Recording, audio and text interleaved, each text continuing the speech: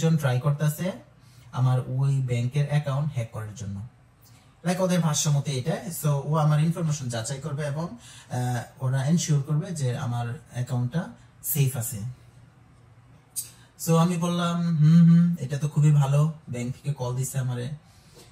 এখন ওদের হচ্ছে প্রশ্নগুলো হচ্ছে এরকম যে আপনার নাম কি, আপনার ইমেল অ্যাড্রেস কি, আপনার বাসার অ্যাড্রেস কি, ব্লা ব্লা ব্লা ইনফরমেশন তো জিজ্ঞেস করতেছে।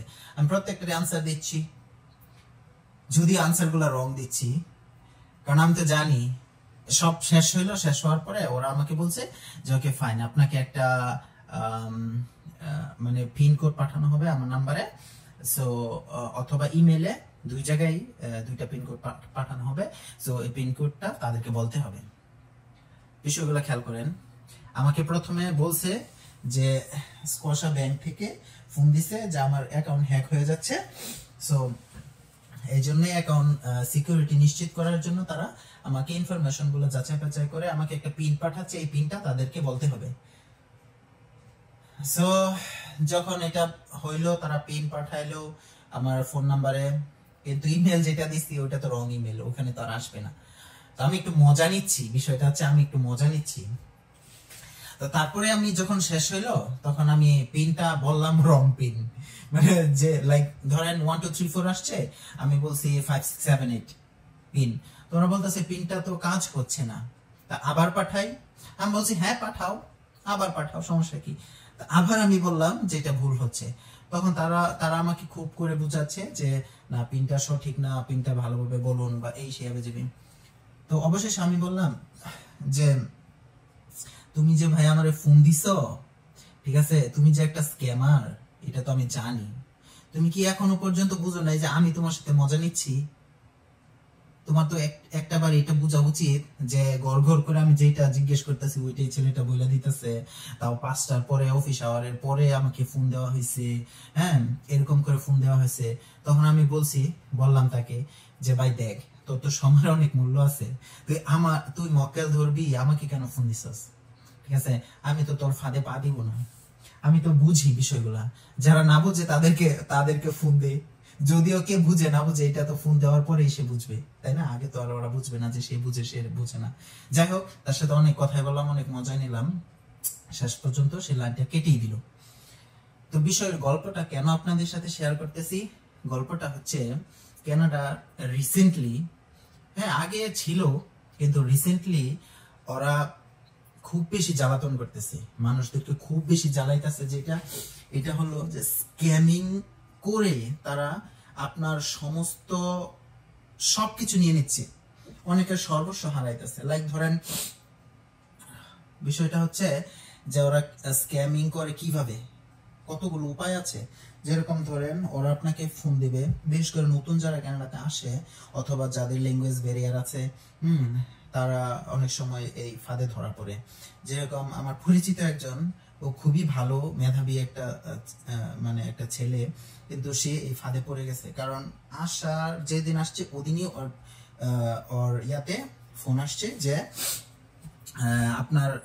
আপনি কানাডাতে আছেন, সো আমরা কানাডার আইআরসিসি থেকে ফোন দিছি। ঠিক আছে, আইআরসিসি তো খুব মানে ফোন দেওয়া মানে আপনার গলা শুকায় যাবে এরকম, যে কি নাকি জিজ্ঞেস করে, হ্যাঁ। সো এই আর কি, যাই হোক আইআরসি থেকে ফোন দিছি, আপনার ইনফরমেশন শেয়ার করতে হবে আমাদেরকে, আপনার সিন নাম্বার লাগবে। সিন নাম্বারটা হচ্ছে একটা সোশ্যাল ইন্স্যুরেন্স নাম্বার, যেটা হচ্ছে খুবই গোপন একটা নাম্বার, শুধুমাত্র এটা আপনার একান্তভাবে আপনি জানবেন, আর কেউ জানবে না। আর এটা দিয়ে মোটামুটি অনেক কিছুই করা যায়। সো তার সমস্ত ইনফরমেশন নিয়ে গেছে, যাই পরবর্তীতে ওইটা রিপোর্ট করা হয়েছে, রিপোর্ট করে যেভাবে হোক একটা পরবর্তী একটা স্টেপে এসে গেছে। কিন্তু যারা নতুন আসে কানাডাতে, তাদের জন্য একটা ভয়ের ব্যাপার হচ্ছে কি, ওরা আপনার নাম্বারটা যে কোত্থেকে পায় আল্লাহ জানে। ধরেন আমি যেদিন প্রথম আসছি কানাডাতে, ওদিন বিকালেই আমার নাম্বারে ফোন আসছে, কিন্তু আমি স্ক্যামিং এর ব্যাপারটা ফেস করে আসছি, সিঙ্গাপুর থেকেও ফেস করে আসছি, বা আমি এটা নিয়ে একটু ঘাটাঘাটি করে আসছি যাতে এরকম স্ক্যামিং এর ফাঁদে আমি না পড়ি। সো আমি ওইটা অ্যাওয়ার্ড ছিলাম যাতে আমি ওরকম তাদের ফাঁদে ধরা পড়ি নাই আর কি। তো নতুন যারা আসেন তাদের সব থেকে সতর্ক থাকতে হবে একটা ব্যাপার, যে কেউ যদি আপনাকে ফোন দেয়, ফোন দিয়ে যদি আপনার নাম জিজ্ঞেস করে, আপনার ইমেল আইডি জিজ্ঞেস করে, আপনার ইমেল আইডিতে কোনো পাসওয়ার্ড আসবে বা কিছু একটা আসবে, ওইটা আপনার বলতে হবে। হ্যাঁ, তারপরে আপনার ব্যাংক ডিটেলস, এগুলো যদি আপনাকে জিজ্ঞেস করে তাহলে ভাববেন যে ও ফ্রড, ও আপনার সাথে চিট করবে এবং ও স্ক্যামার, সোজা সাপটা হিসাব। কারণ আর ওরা সবসময় ফোন দিবে 5টার পরে, যাতে আপনি চাকরি থেকে বাসায় আসবেন এবং ফ্রিতে আপনার সাথে কথা বলতে পারে। ওরা কোনো সময় অফিস আওয়ারে খুব কম ফোন দিবে আপনাকে, লাঞ্চ টাইমে ফোন আসবে বা ব্রেক টাইমে ফোন আসবে, অথবা দেখা গেল আপনি যখন বাসায় আসবেন, মোস্ট অফ দ্য টাইম আপনার 5টা থেকে 8টার মধ্যেই ফোনগুলো বেশিরভাগ আসে।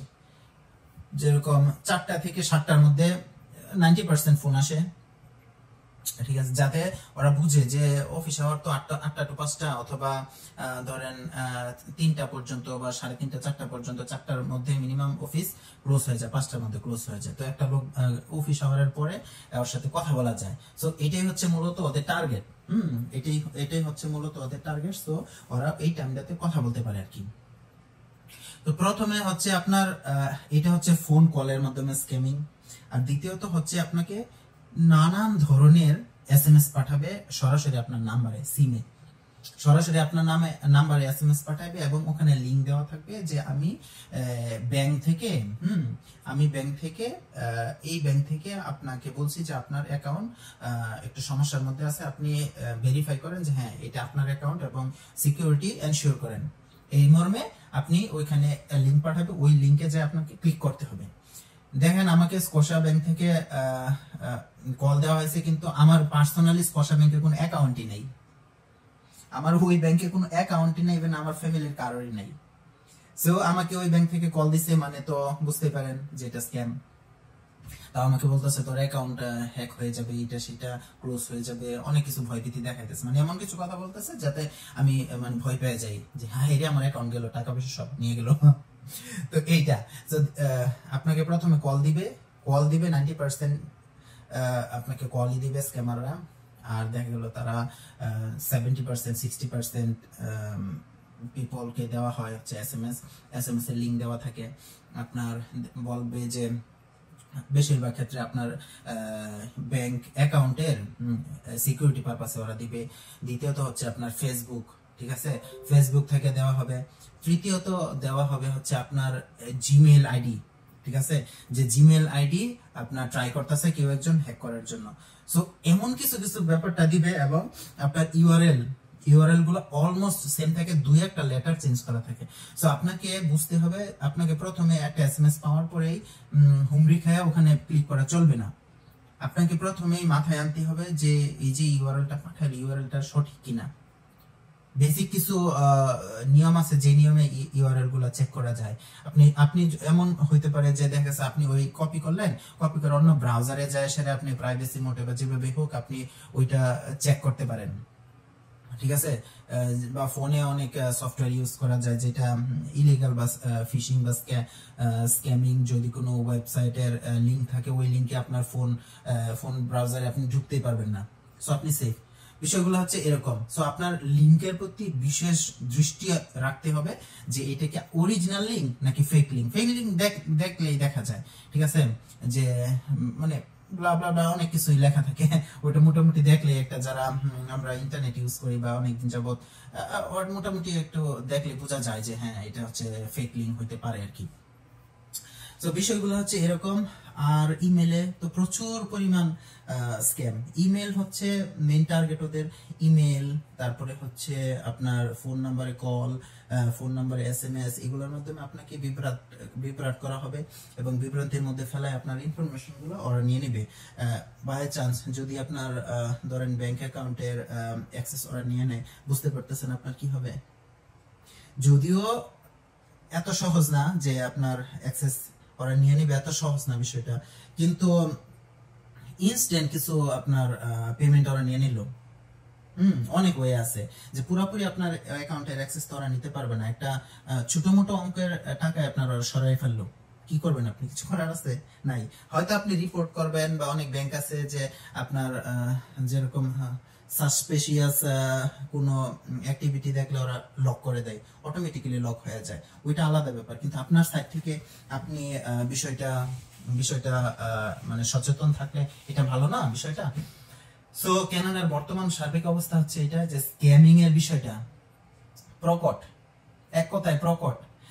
এক কথায় আপনি অপরিচিত কারো ফোন ধরবেন না, ঠিক আছে? অপরিচিত কারো এসএমএস এর কোনো রিপ্লাই দিবেন না, হ্যাঁ, এটাই। আর একটা জিনিস যেটা ফিশিং যেভাবে হয়, আরেকটা ব্যাপারে হয়, এটা হচ্ছে অ্যাডভান্স লেভেলের, যে আপনি যে ব্রাউজারে ধরেন আপনি ফেসবুক, ইউটিউব, হ্যাঁ, অথবা ধরেন আপনি যে কোনো ব্যাংকের অ্যাপস ছাড়া যারা ব্রাউজারের মাধ্যমে অ্যাক্সেস নেয়, হ্যাঁ, তাদের অনেক সময় পাসওয়ার্ড সেভ থাকে। তো পরবর্তীতে ওরা এমন কিছু লিঙ্ক পাঠায় যে ওইখানে আপনি যখন রিএন্ট্রি করতে যাবেন, যে আপনি আবার ঢুকতে যাচ্ছেন ওই সাইটটাতে, ব্যাংকের অ্যাড্রেস হোক বা যেভাবেই হোক ঢুকতে যাচ্ছেন, ওই সময় হয় কি যে আপনার আবার পাসওয়ার্ড চায়। পাসওয়ার্ড অলরেডি আপনার সেভ আছে, কিন্তু তারপরে আপনার পাসওয়ার্ড চাচ্ছে। তার মানে ওই ক্ষেত্রে যখন পাসওয়ার্ড চাবে তখন হুট করে পাসওয়ার্ড দিয়ে দিবেন না, আপনি বের হয়ে যাবেন, বের হয়ে যায় এক্সিট করে দিবেন ব্রাউজার, এক্সিট করে নতুন আরেকটা ট্যাব নিয়ে তারপরে আপনি আবার ঢোকার চেষ্টা করবেন, ট্রাই করবেন। ট্রাই করার পরে কত দেখা গেল তখন যদি আপনার পাসওয়ার্ড চায়, তো আবার বের হবেন, আবার বের হয়ে ইন্টারনেট অফ করবেন, অথবা দেখা গেল একটু পরে 5 মিনিট পরে আবার ট্রাই করবেন। তখন যদি হয় কি যে আবার আপনি ইজিলি পাসওয়ার্ড ছাড়া আপনি ঢুকতে পারতেছেন, দ্যাট মিন্স যে আপনার আগের বার আপনি স্ক্যামারের হাতে পড়ে গেছিলেন, ফিশিং লিংকের মাধ্যমে আপনি যেভাবে হোক ওদের অ্যাটাকের শিকার প্রায় হয়ে গেছিলেন। সো এভাবেই যেখানে আপনার পাসওয়ার্ডের ব্যাপার আছে, ওইখানে আপনি খুবই সতর্ক এবং খুবই তীক্ষ্ণ বুদ্ধি সম্পন্ন হতে হবে। আপনাকে বিচার করতে হবে যে আসলে কি আমার পাসওয়ার্ড বারবার হুট করে কেন যাচ্ছে, হুট করে আমার পাসওয়ার্ডটা কেন দিতে হবে, বিষয়টা কি বুঝাইতে পারছি? সো এই হচ্ছে বিষয়। সো পাসওয়ার্ড আপনি দিবেন না, পিন নাম্বার দিবেন না, অপরিচিত কারোর সাথে কথা বললে আপনার পার্সোনাল ইনফরমেশন শেয়ার করবেন না, কোনো লিংক আসলে লিংকে ক্লিক করবেন না। এই হচ্ছে বেঁচে থাকার একমাত্র উপায় কানাডাতে। That's it. এটা হচ্ছে, আপনারা একটু সতর্ক থাকুন। হ্যাঁ, সো আমার কিছু পার্সোনাল এক্সপিরিয়েন্স, আমার যদি মেসেজ আপনাদেরকে হয়তো দু একটা স্ক্রিনশট আমি দেখাতে পারবো, যে প্রায় প্রতিদিন বিভিন্ন ব্যাংকের নামে বিভিন্ন জায়গা থেকে আমার মনে করেন এসএমএস আসতেই আছে। এটা সবার, আমার না শুধু, প্রত্যেকটা মানুষের ইনবক্সে সেম কিচ্ছা। সো এই ছিল মূলত, কোনো প্রিপারেশন নাই না। আমার একটা কল আসছে প্রায় সপ্তাহে দু একটা কল আসবেই, মাসে 3-4টা কল আসবেই, ঠিক আছে? তো আসেই এগুলা।